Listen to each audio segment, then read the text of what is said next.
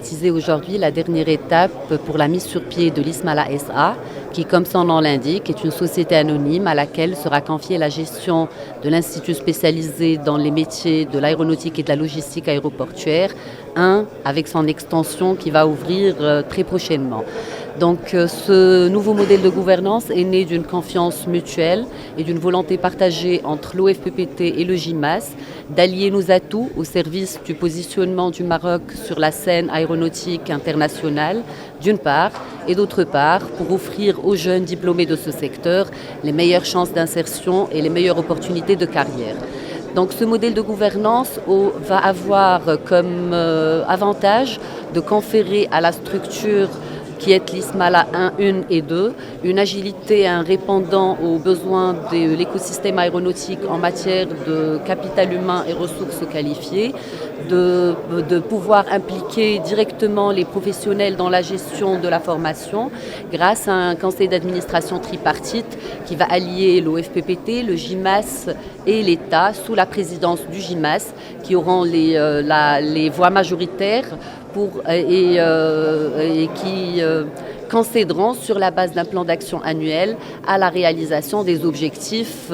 sur mesure répondant aux besoins de l'écosystème aéronautique. Je suis Saïd Benhadjo, je suis le président du GIMAS, le groupement des industriels marocains de l'aéronautique et du spatial. Donc, je suis ravi aujourd'hui de vous annoncer que nous signons un partenariat de choix avec l'OFPPT. Autour des métiers du MRO aéronautique. Donc les métiers du MRO, c'est les métiers de la maintenance et du service autour de l'avion, après qu'il soit mis en fonctionnement. Donc c'est un projet sur lequel nous travaillons depuis des années maintenant, qui voit le jour aujourd'hui. Donc aujourd'hui, nous signons la signature de nos statuts et de notre pacte d'actionnaires qui va opérationnaliser un mémorandum d'entente que nous avons signé il y a déjà plusieurs années. Alors ce projet est un projet structurant pour l'aéronautique puisqu'il va nous permettre à l'industrie de se développer et de créer des emplois à forte valeur ajoutée puisqu'on va former plus de 500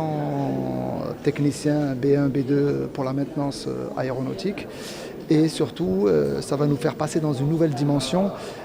celle de la dimension du service, qui est une dimension qui est au moins aussi grande et à forte capacité de développement et comparable à celle de l'industrie manufacturière. Donc c'est vraiment une signature aujourd'hui importante puisque c'est